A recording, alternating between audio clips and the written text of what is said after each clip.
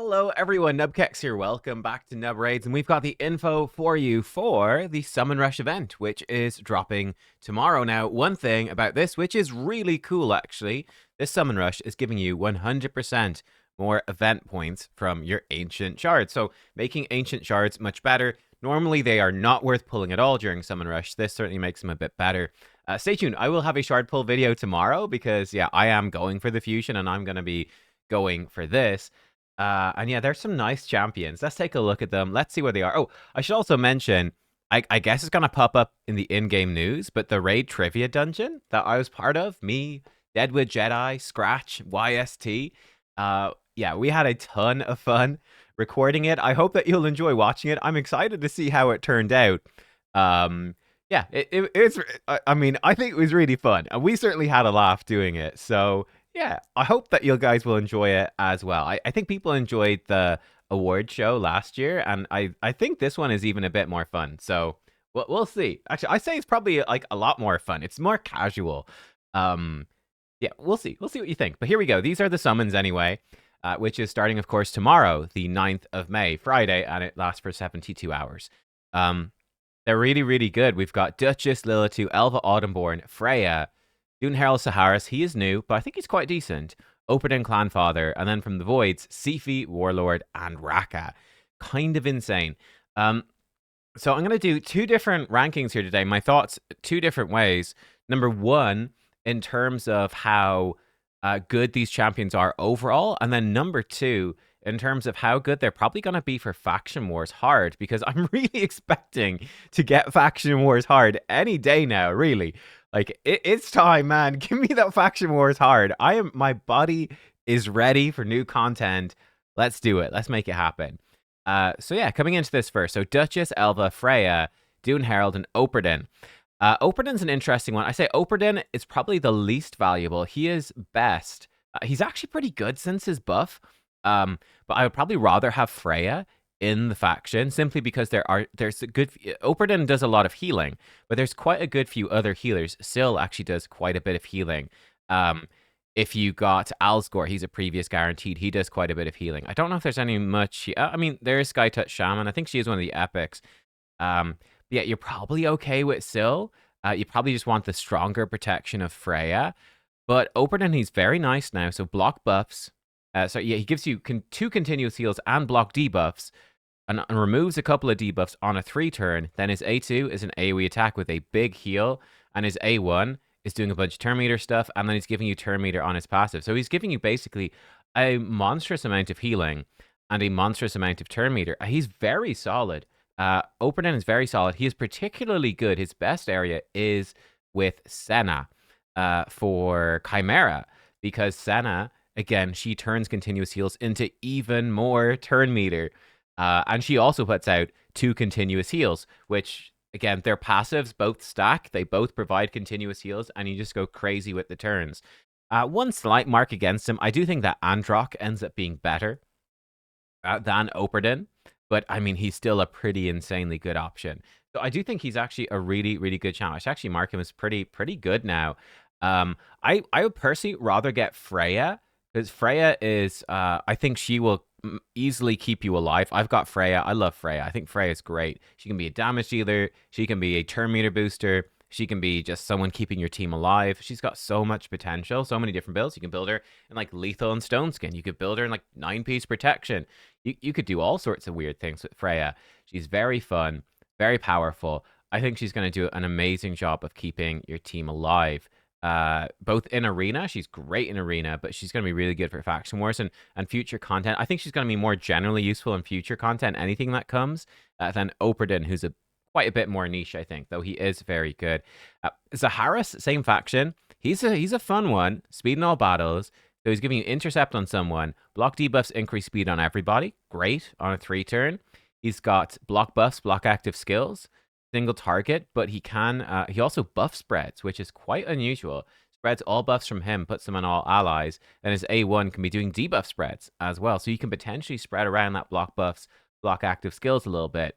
Got potential with that with Farrakhan in the faction, right? That could definitely work. You come in, you place block buffs, block active skills, then Farrakhan comes in, does his ally attack and you spread it to everybody. Now, one slight concern I would have about that is you could just run Loki. And Loki can just put, if it wants to load in, there we go, can put block active skills, block buffs on the entire enemy team just anyway. But he's got a solid kit. He also gives you increased accuracy at the start of the round, which is kind of fun for Arena. And again, he's getting a lot of turn meter for himself, kind of a Nekmothar type passive. I think he's really solid, really good. He does have potential for Chimera. Block debuffs, increase speed, great. Intercept, actually useful. Then the block buffs, block actives.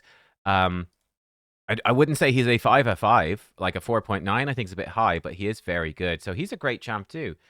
He's really good. It's hard to know who to go for between all of these. I'd say he's fairly similar to Operdon. I'd put Freya a good bit higher.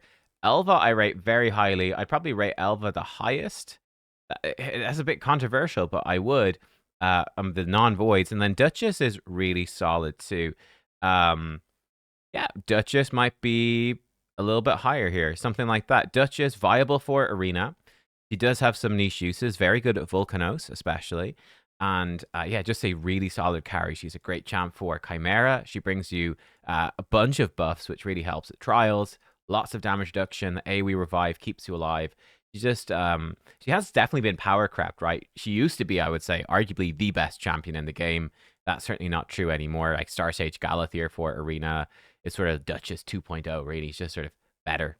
But she is really, really good. I'm a huge fan of Elva. Elva's got an insanely good passive, loads of healing, and that perfect veil can really disrupt.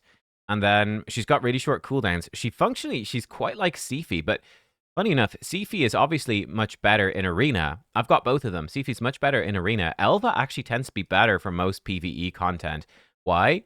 Simply enough, because she's got shorter cooldowns. That's really it. And she has the debuff removal, which is really good. You lose the increased defense, but that's not really that important. You get more healing, a shorter cooldown revive, a shorter cooldown block debuffs, increase speed, and the buff removal, and a generally better aura for PvE as well. And she just tends to be a bit better. So I think she's really good. They're all very strong. For Faction Wars, I do think, this is where it gets spicy. I would say one, for Faction Wars, let's do a separate Faction War, and we'll switch the color maybe. For Faction Wars, I'd say probably 1 and probably 2. So Elva 1, Duchess 2. I think they are the winners because they are revivers, particularly for Elva. It gives you so much support, so much ability to stay alive and to keep your team going and keep it rolling. I think if you got the mythicals, you might be okay, right? But if you're sort of like me in the faction, like if I did not have Elva, this becomes a very scary faction. Like, yeah, you've got the epic reviver in who does it? It's one of these.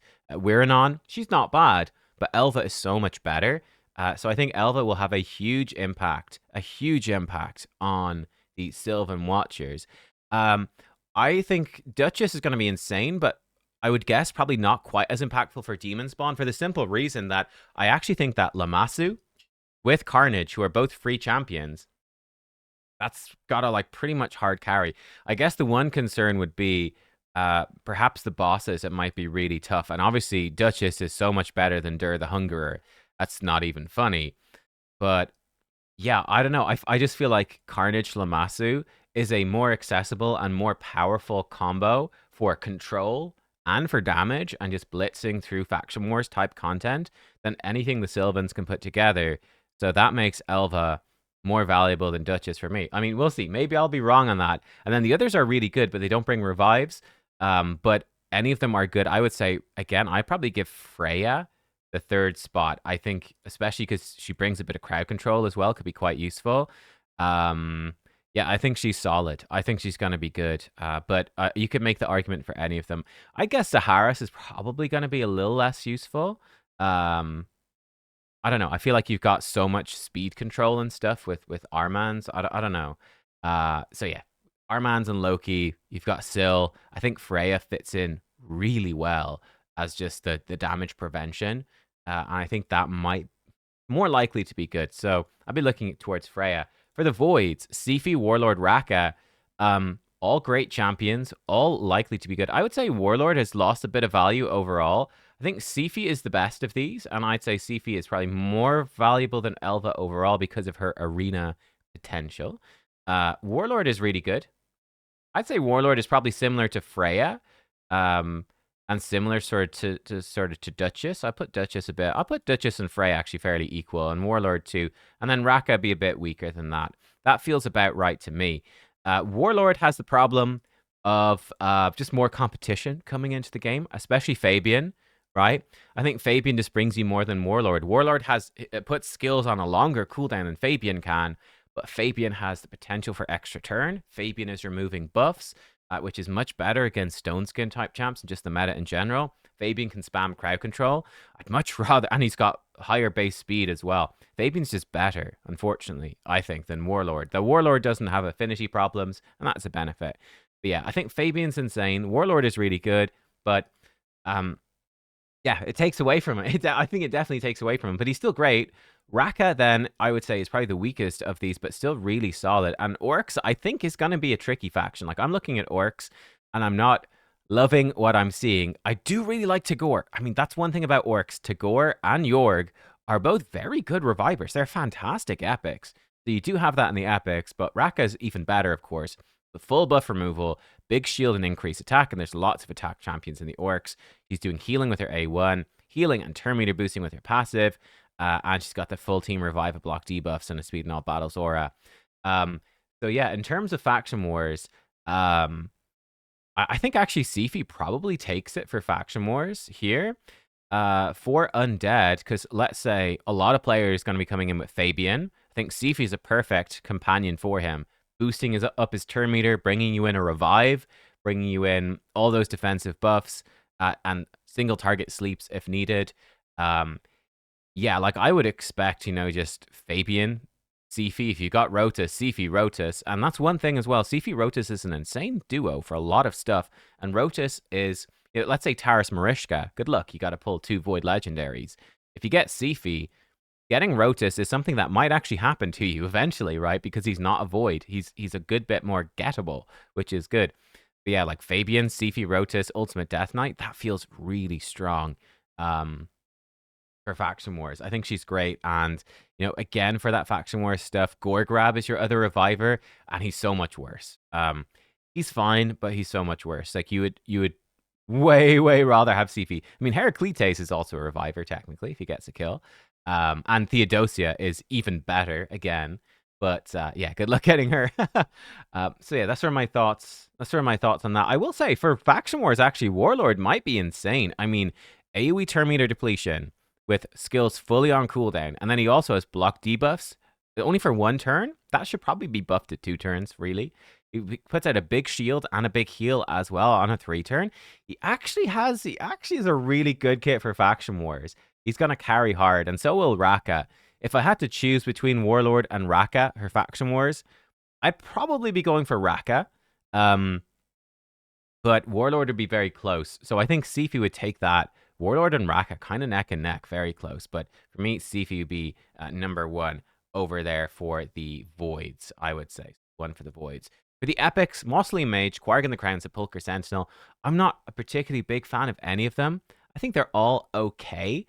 Mausoleum Mage, if you don't have Sifi, would probably be my go-to, just because he gives you quite a lot of protective debuffs. Increased crit rate, increased defense. It is only the 1-turn block debuffs, but he also brings you a full cleanse with a heal, and he's got a single target decreased speed. If I don't have Sifi, I'm definitely looking towards that guy as a great support for Faction Wars. The others, not so much. Like Sepulchre, not a huge fan, and I think Knight's Revenant is very strong. If you got Ancora last year, you're in a great spot.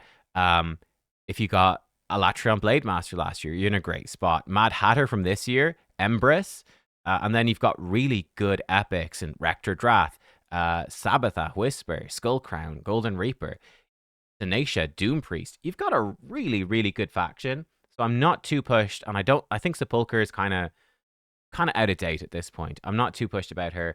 Quargan is a maybe. I think Lizards really quite suck, honestly. Quargan is okay. Perfect Veil, increased attack if you've got high attack. Block debuffs for 1 turn only, and again, unfortunately, increased defense if your defense is higher. It's on a 4-turn, but it's good. He brings a heal with a shield, and then an A1. He might actually be quite helpful, I have to say. He could be quite good, and you do have a bit of a mix of characters. Like, there's a decent chance you run like Razin, And also Ramantu. If you got Ramantu, and like Ramantu wants increased attack, Rasen wants increased defense. This guy brings both. You got some good epics like Basilisk. Basilisk is actually quite good attack based damage with AoE attacks, and he's does self buff increase attack actually, so that's not too important, but it's nice to have it for him. Yeah, I think that Quarkin's okay for the epics. I would say Mausoleum Mage, Quarkin, and Sepulcher a distant third. Maneater, Skytouch Shaman, I say definitely Maneater and maybe Skytouch Shaman. Skytouch Shaman is very difficult to use because she kills herself, basically. With her passive, she just keeps hurting herself every turn. It's hard to keep her alive. It's quite a lot of work. Now, she does do a crazy amount of healing. She does bring you the full debuff removal with block debuffs, revive on death. Again, I think for Faction Wars, this is such a strong faction. I'm not too worried about it. And then the other one is Maneater. I think Ogren Tribes is a weaker faction, so Maneater definitely fits. But yeah, Unkillable block debuffs is really good. And then he's got a full turn meter depletion, which is, it's actually really a full turn meter steal on his A2 and a 3 turn, which is really good. And an AoE decrease attack. That's fantastic. And obviously, you know, if you're earlier in the game, of course, Maneater unlocks unkillable clan boss teams, which is insanely good. But I think he's actually a really good champ aside of that and might actually make it into some faction war teams. I've actually seen them in siege teams. HP, rooms, and siege. I've seen people use this guy, like really fast man-eaters with unkillable block debuffs to counter Commodus of all things. So people come in with Commodus, and if you got like protected block debuffs and unkillable, he can't remove them. He can't bomb you either. Either one, if he protects either unkillable or block debuffs is better because it stops the stun as well. But either one will stop Commodus from killing you, and that can be enough to win the siege battle. So that's crazy. One of the few epics that makes it into, I mean, not just like a faction room, but like HP champs of all things. Maneater makes it in. So he's definitely number one. Maneater beats definitely, he'd be the number one by a good chunk for all of the epics here. Yeah, I don't know if we do like this. So Maneater would be number one. Mausoleum Mage quite decent. Quarkin's fine. Sepulcher is okay. And Skytouch Shaman is sort of similar. I'd say Mausoleum Mage a bit higher. Something like that feels about right to me. That's sort of my thoughts on it. Obviously, yeah, I'm pulling for this fusion. I'm not sure. I'm kind of low on Ancients, but I might just pull some Ancients. I'm fine with that. Of course, I would say this summon event today is better. Like, Fina is obviously better. I would say that for sure. Fina is better than any of these. So, you know, if you're not doing the fusion, then this is a better event, right? If you're going for a progressive, if you're close to Mercy, this is straight up better. What's the voids today? Cardial and Taris are both well worth considering. Taris would be my pick. Would I rather have Taris than Sifi, Warlord, or Raka? I'd certainly rather have Taris than Warlord or Raka. Sifi, I'd probably rather have Sifi than Taris, but Taris is seriously good. So there you go. I'd probably put Sifi. I'd rather have the Sifi. But it's up to you, man. It's up to you. There we go. That's where we're looking. So yeah, it's a great event though. If you're going for a fusion, if you're going for the fusion, this is actually really solid. For me, I have Elva, Freya, and Operden, and I've got Sifi. I don't have the others, but I'll probably go for Duchess. I think this my time to finally get Duchess. Maybe it is. Maybe. We'll see. There, that's it, guys. That's all I've got for you. Hopefully you found it helpful. Let me know what you think, and I will see you next time. Hopefully you enjoy the trivia dungeon as well. I hope it's good. I think it will be. So yeah, I was much more nervous last year about my performance, and how good the show would be, and like, yeah, that was a lot more pressure last year. I'm like super chill and zen. I'm just like, yeah, can't wait to see it. Yeah, and see how the other guys did on all that, and like how we all looked on the camera and everything. I'm just really looking forward to this year. It's very chill. So yeah, there we go. Thanks. I'll see you next time. Goodbye.